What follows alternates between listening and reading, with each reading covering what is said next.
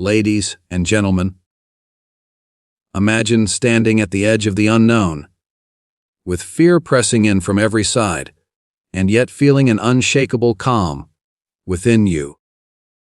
Picture a moment when life and death meet, and your courage, your mindset, and your very attitude become the measure of your strength. Today, we explore how the human spirit can rise above fear, chaos, and uncertainty, not through power or luck, but through philosophy, calmness, and acceptance that transforms vulnerability into true strength. Facing mortality with courage is one of the deepest tests of human character, for it strips away every mask and illusion that daily life provides.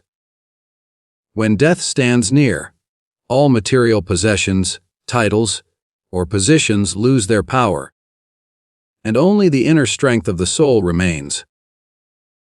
Many people approach the thought of death with fear, avoidance, or denial, but those who confront it, head on with acceptance and bravery, show a kind of victory that transcends survival. This courage is not about defeating death, for no one can, but about defeating the despair and panic that often accompany it. To face mortality with courage is to affirm that even in the final moment, dignity belongs to us, and no external force can rob us of it. When we observe someone meeting their end with calmness and resolve, we often feel a sense of awe, because it reveals the depth of human potential. A person in such a situation no longer clings desperately to escape, but stands firm, embodying a truth larger than themselves. This courage is not born in the instant of danger. It is cultivated through years of reflection, values, and choices that shape one's view of life and death. A mind trained to focus on meaning, rather than fear, can transform its final moment into an inspiration for all who witness it. It becomes a reminder that the human spirit is not measured by how long it lasts, but by how brightly it shines when tested.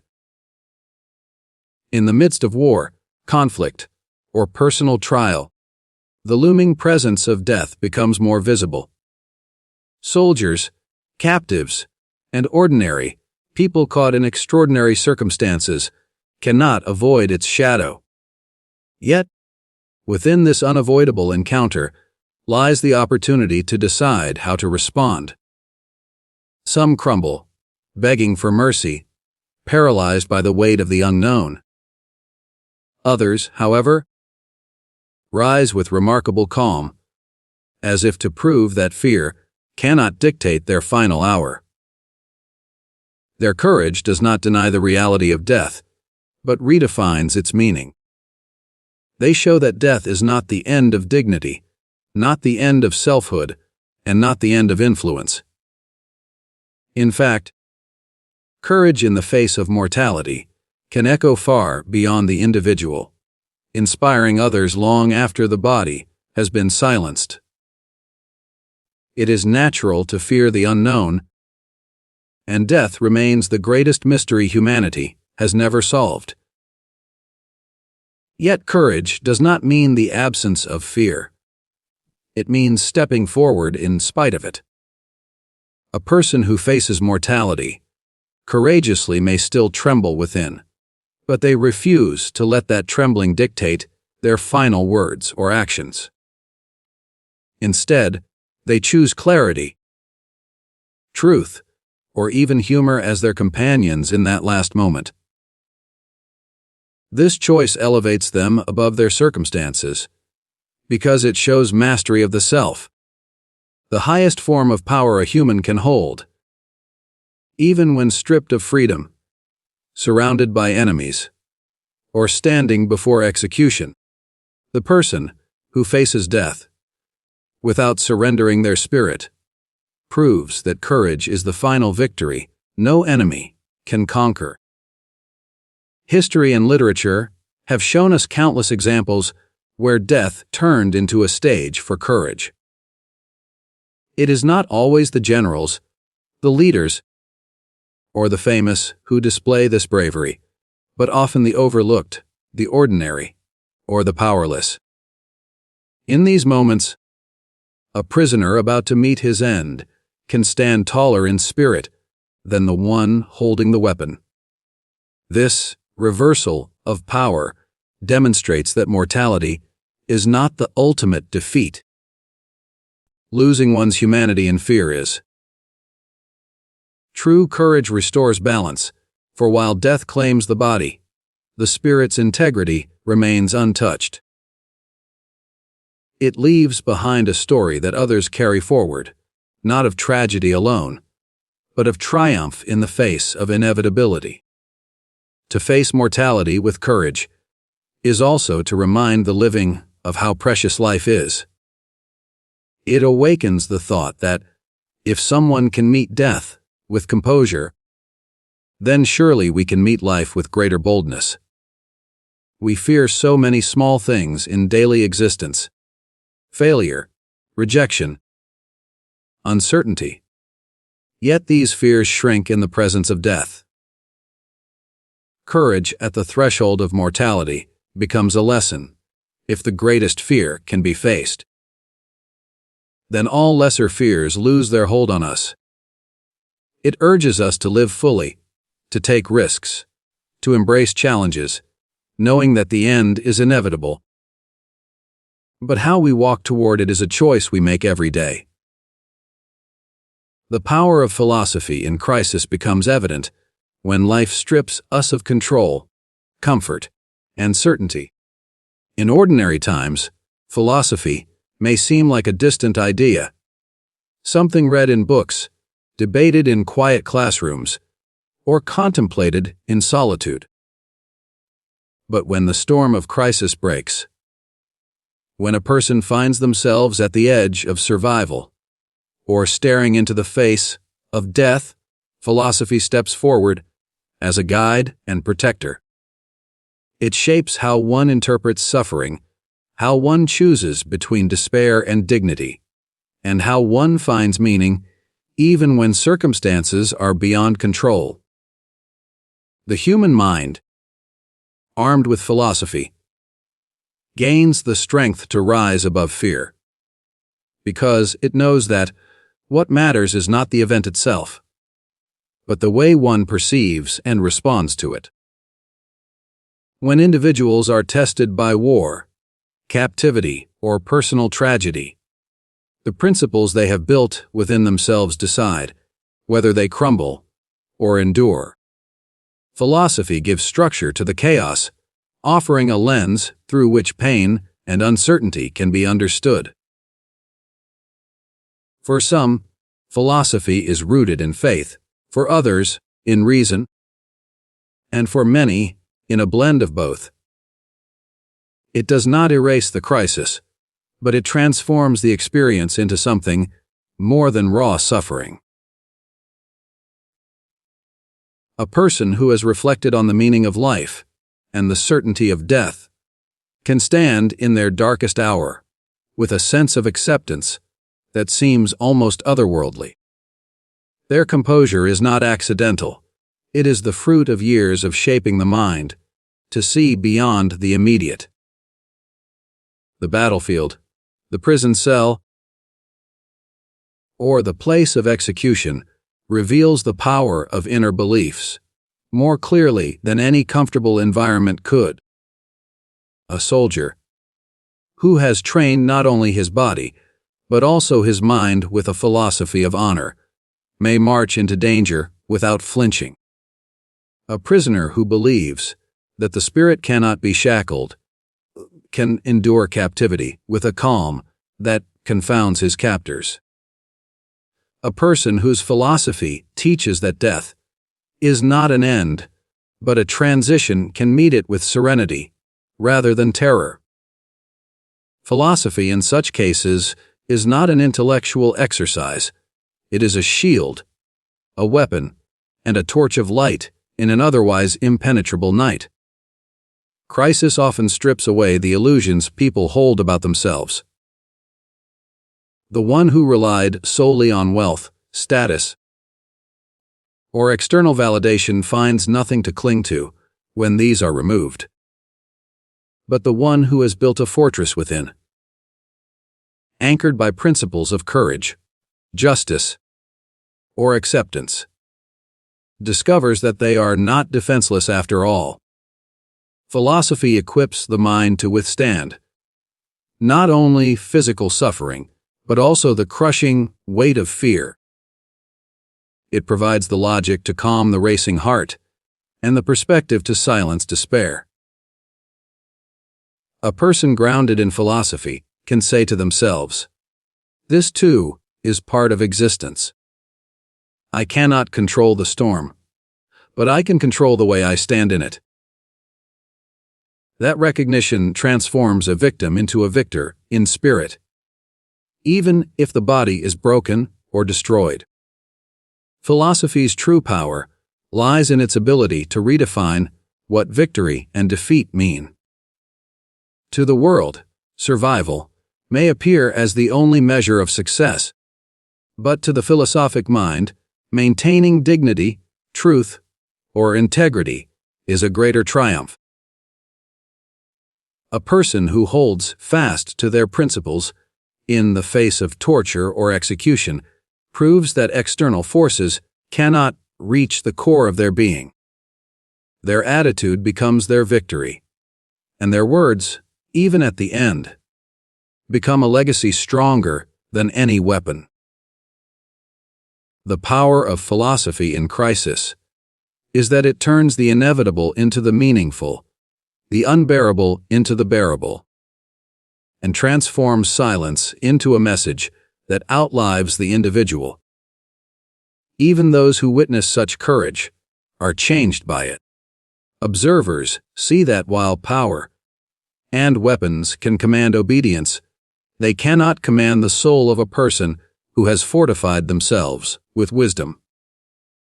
The calm, fearless individual in the grip of crisis becomes an unspoken teacher, revealing to others that the mind's strength can exceed the body's weakness.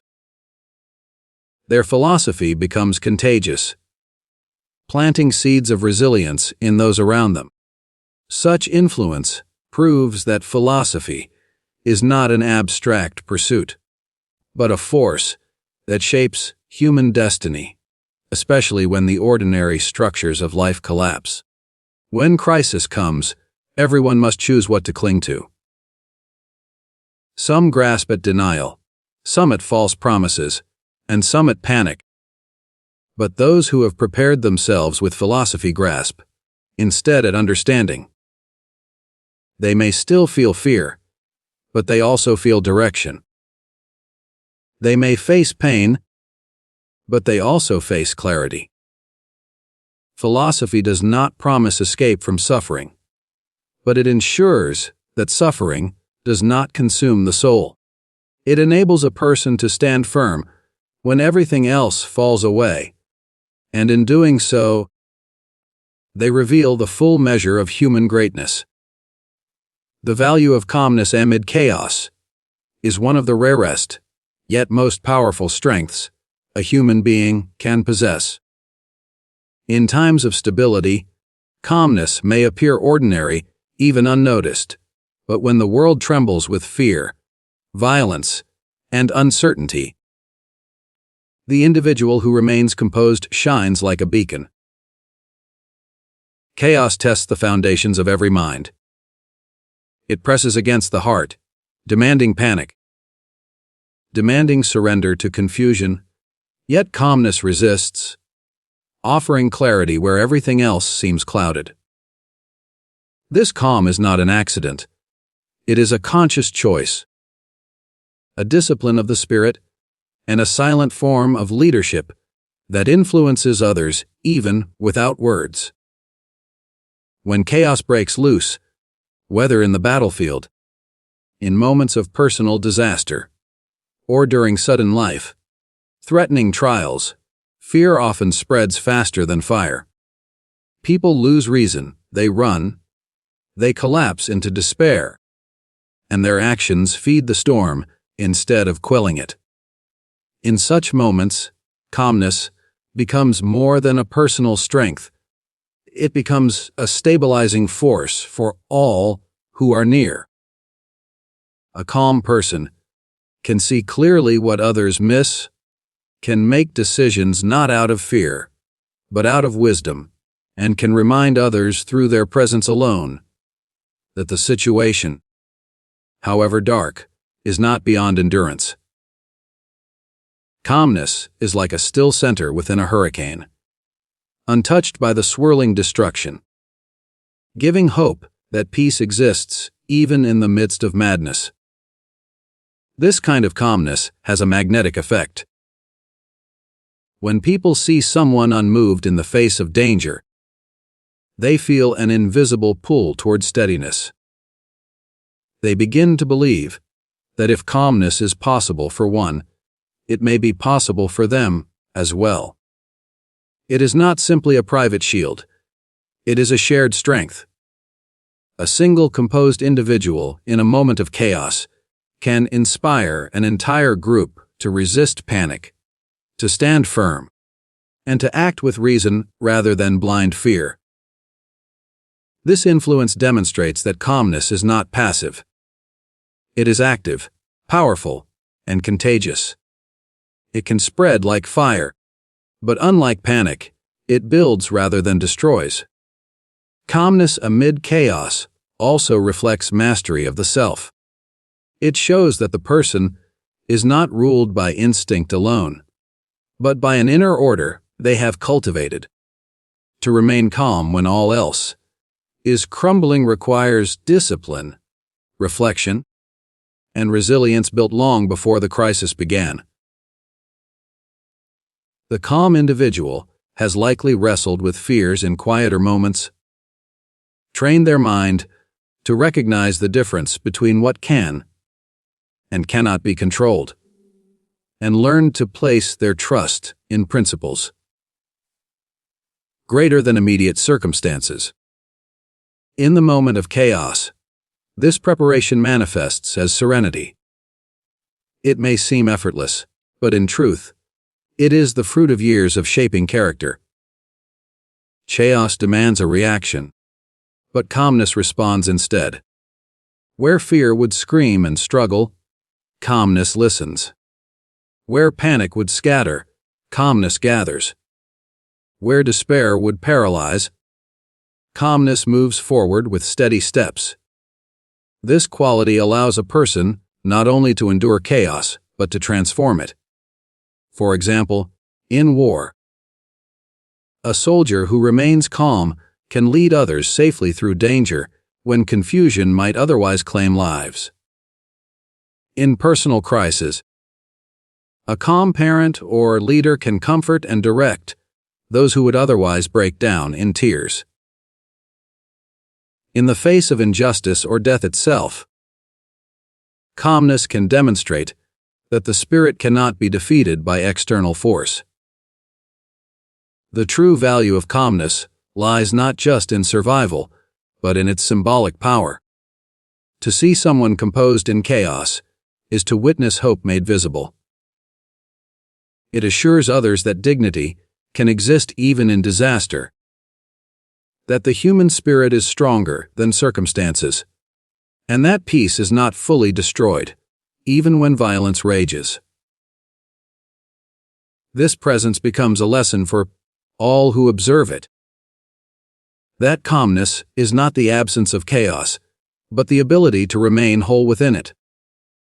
Calmness is not coldness, nor is it indifference. It does not deny danger, nor does it pretend that pain does not exist. Instead, it acknowledges reality fully, but refuses to let fear dictate the outcome. This acceptance gives calmness its power. It does not fight against the storm in futility, but stands steady, rooted like a tree that bends, but does not break. Such calmness can only be achieved when one accepts that chaos is part of life, And that peace must come from within, not from the external world. Ultimately, calmness amid chaos becomes an act of quiet defiance. It says to fear, "You will not rule me." It says to violence, "You will not unmake me." It says to despair, "You may pass through me, but you will not stay." In this way, calmness preserves the essence of humanity, even in the harshest conditions. It ensures that chaos does not steal away what is most vital: the integrity of the soul. Those who cultivate this calmness become living testaments to the possibility of strength without aggression and courage without noise, leaving behind an example that can guide others long after the chaos has ended. The contrast between power and vulnerability is one of the most striking truths revealed in moments of great trial. At first glance, power appears to dominate everything. It carries weapons, commands armies, and holds authority over life and death. Vulnerability, on the other hand, seems fragile, exposed, and helpless. Yet, when these two forces come face to face, something unexpected often occurs. The vulnerable individual, armed not with weapons, but with inner strength, calmness, or fearless conviction, can unsettle the powerful in ways that physical force never could. This paradox shows that true power is not always where it seems, and vulnerability can carry a strength that authority itself cannot match. When a figure of authority confronts a captive or a seemingly powerless person, they expect submission. They expect fear, pleading, and collapse. But when they encounter someone who refuses to tremble, who faces them with dignity instead of despair, the illusion of power begins to crack. The sword, the gun, or the command loses some of its weight, because they cannot bend the spirit standing before them. Vulnerability becomes a mirror, reflecting back to the powerful their own insecurities. It forces them to ask if this person, without defense, is not afraid of me, then how strong am I really? In that instant, the powerful are reminded that authority is fragile when it fails to command respect. The vulnerable person in such situations does not always resist physically, but their inner composure is a resistance greater than any weapon. They demonstrate that while the body can be chained, the mind and spirit remain free, if one chooses it so. This freedom unsettles the powerful because it reveals the limits of their control. A guard may hold the key to a prison, but not to the prisoner's soul. A judge may sentence, but cannot dictate how the condemned will walk to their fate. A soldier may strike, but cannot erase the courage with which their victim dies. In this way, vulnerability reveals its hidden strength, the ability to expose the hollowness of external power when it stands against inner resolve.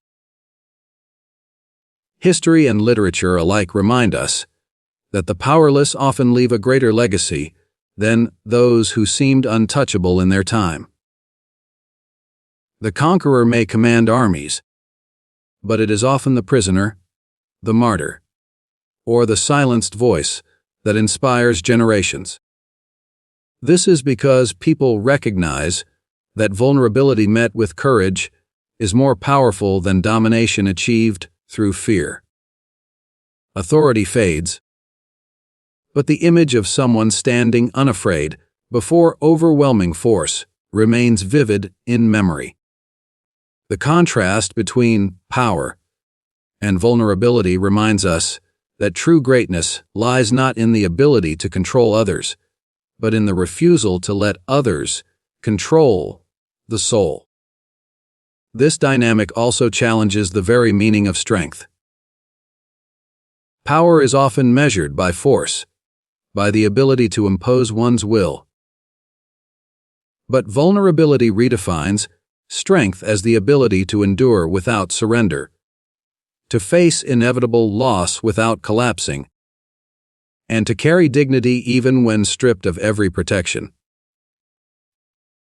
The one who is vulnerable has nothing to rely on but the self, and in that reliance, they discover a strength that external power cannot reach. Their vulnerability becomes a stage on which courage, philosophy, and calmness can display themselves most brilliantly, precisely because the world expects weakness, but sees strength instead.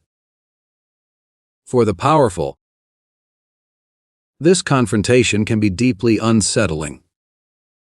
They realize that their weapons can end life, but they cannot command respect or admiration when their victim remains fearless. In fact, the sight of such dignity may create doubt within them, shaking their confidence in the very system they represent. The authority figure may walk away with victory in the physical sense, but in spirit, they may feel defeated. The vulnerable individual, though outwardly overpowered, emerges as the true conqueror in memory and influence. This contrast also reflects a universal truth about life itself. At birth, at illness, and at death, every human is vulnerable. No amount of wealth, status, or military might can protect a person from the natural cycle of existence. Recognizing this truth strips away the arrogance of power and elevates the wisdom of those who embrace vulnerability with courage. Vulnerability is not simply weakness. It is a reminder of shared humanity. And when faced with calmness, dignity, or fearless acceptance, it becomes a tool to expose the pretenses of those who believe themselves invincible. Ultimately, the dance between power and vulnerability reveals that appearances deceive.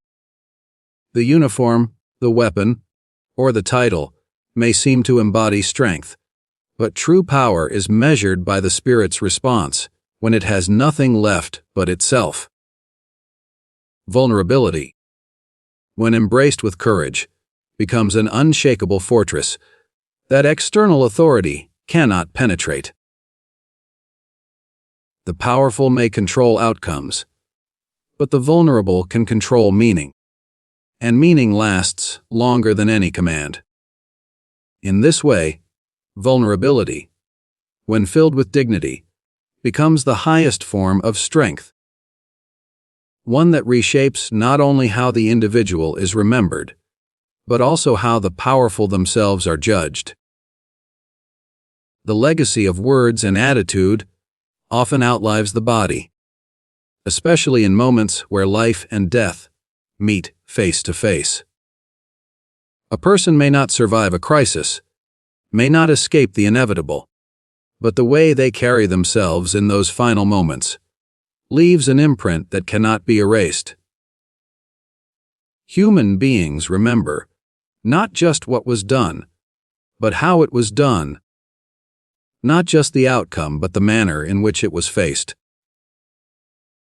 Words spoken in the shadow of death carry a weight far heavier than those uttered in comfort, because they are born from the most honest place of the soul.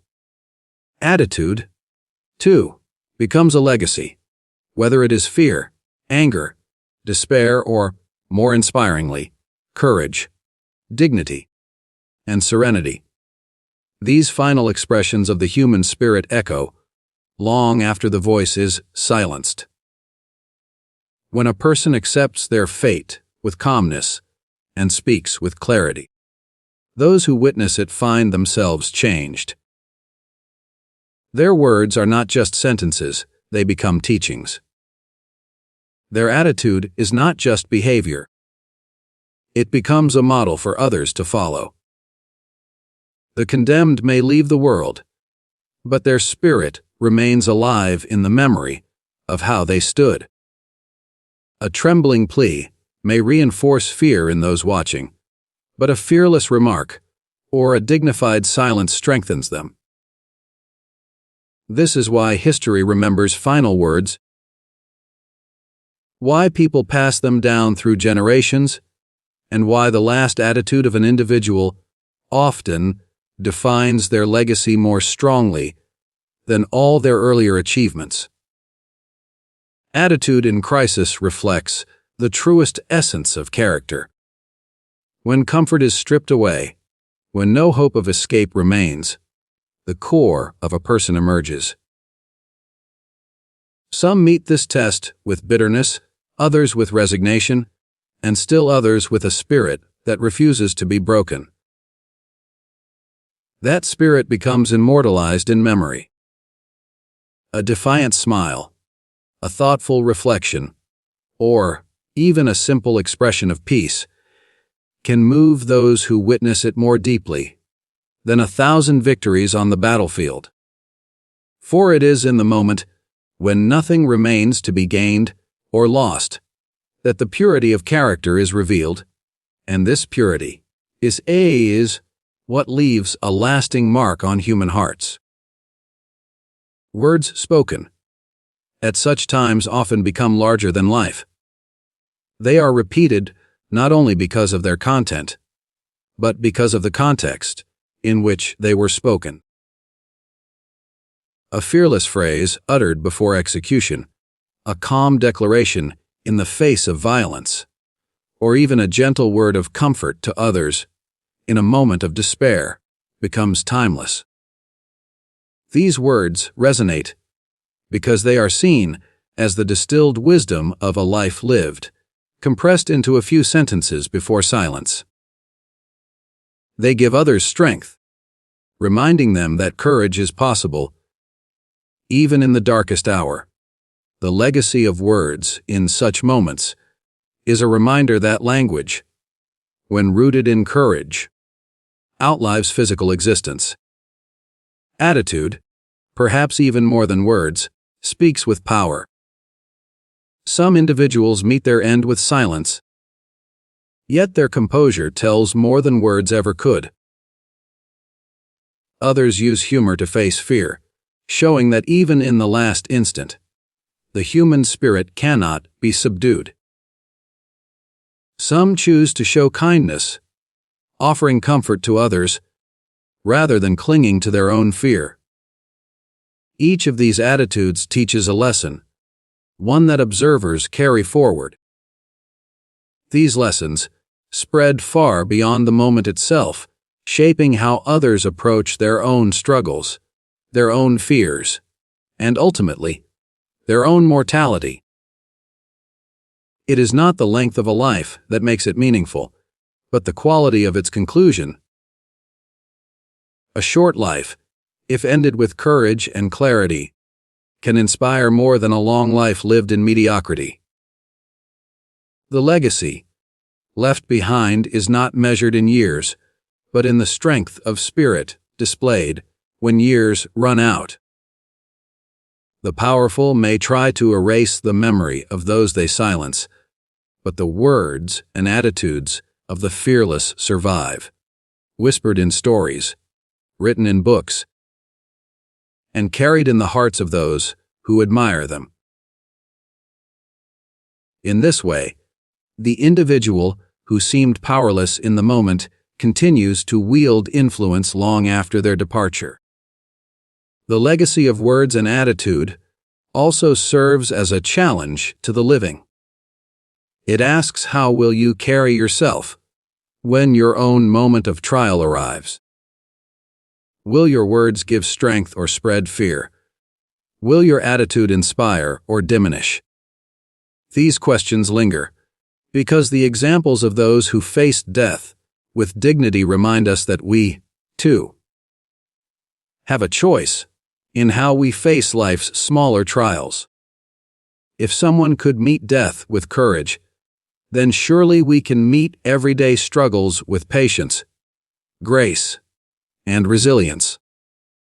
Their legacy becomes a mirror in which we see not only them, but also ourselves and the potential within us.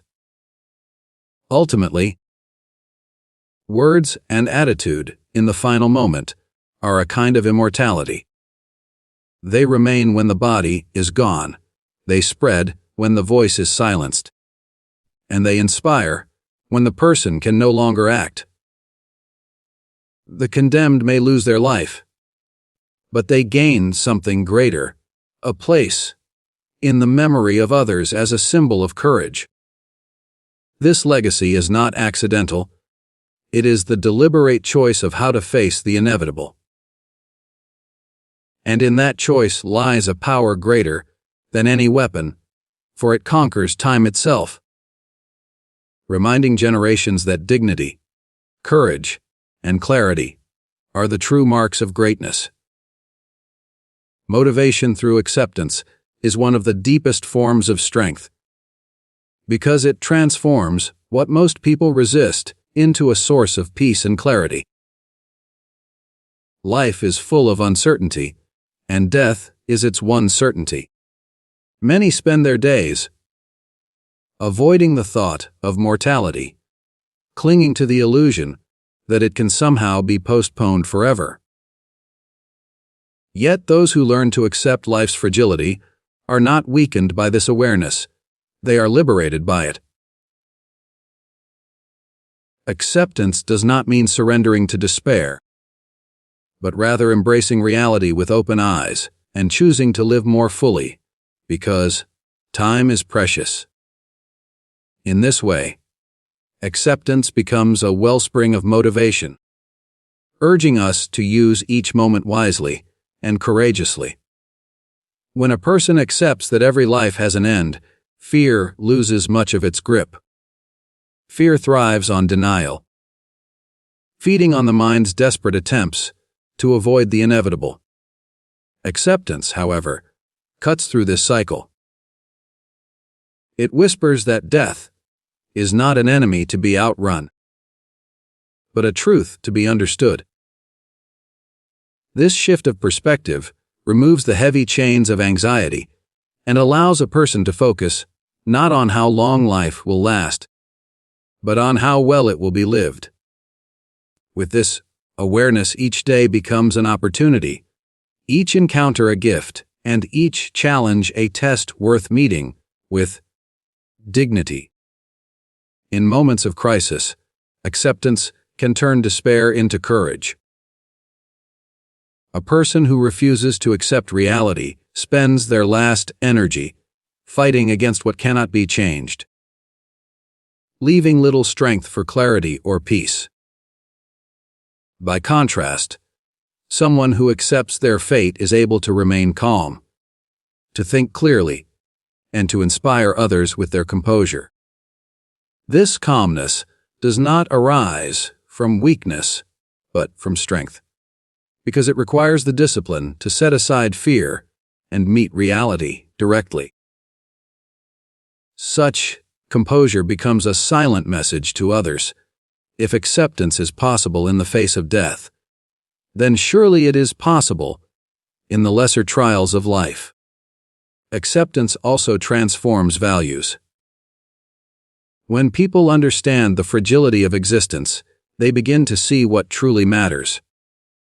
Small grievances lose their weight, pride loses its hold, and material possessions reveal their emptiness. What rises instead are virtues like kindness, courage, and authenticity. Acceptance motivates people to focus on relationships, on living truthfully, and on leaving behind a memory of dignity rather than regret. It urges us to use our energy, not in resisting what cannot be changed, but in shaping what can. The choices, the actions, and the attitudes that define the meaning of life. The motivating power of acceptance is visible in those who face their end without anger or denial, but with peace. Such individuals show that life's value lies not in its length, but in the way it is lived. Their acceptance removes the bitterness of loss and replaces it with serenity, reminding those around them that mortality is not something to fear, but something to respect. Observers often find themselves inspired, realizing that if acceptance can transform the greatest trial of all, it can also transform the daily fears and struggles that seem so overwhelming. Acceptance does not eliminate grief or pain, but it provides perspective. It allows a person to endure suffering without being consumed by it.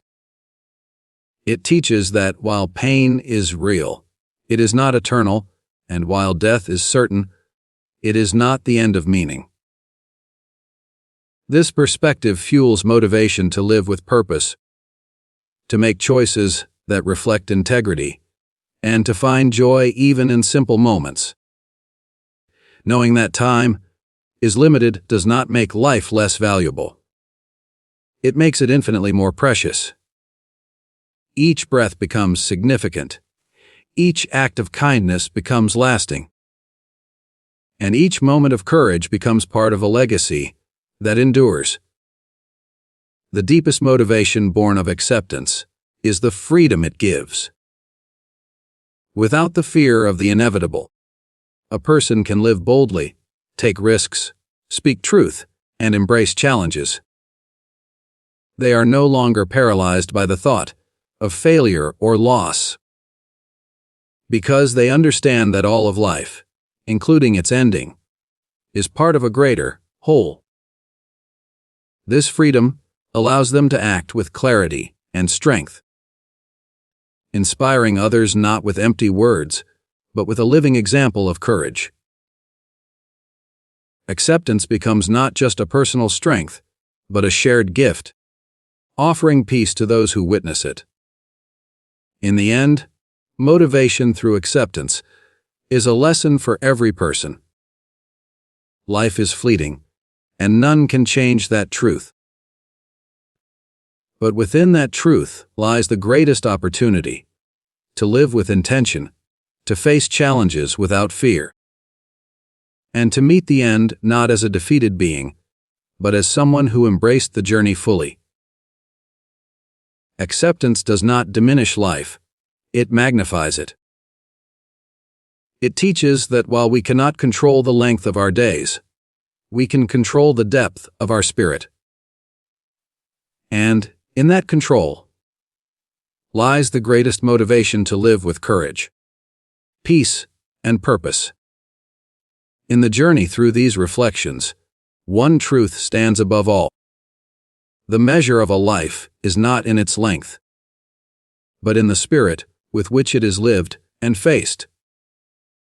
To meet mortality with courage, to hold on to philosophy in the midst of crisis, to remain calm when chaos rages, to reveal strength even in vulnerability, to leave behind words and attitudes that inspire, and to find motivation through acceptance. These are the qualities that define greatness.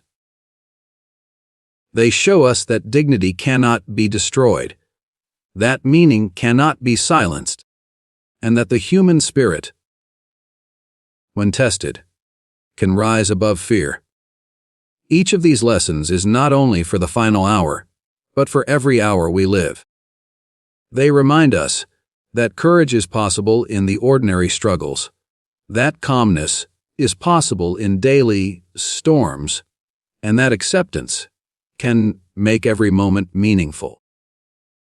When we embrace these truths, we do not merely survive life. We live it fully, leaving behind a legacy that time itself cannot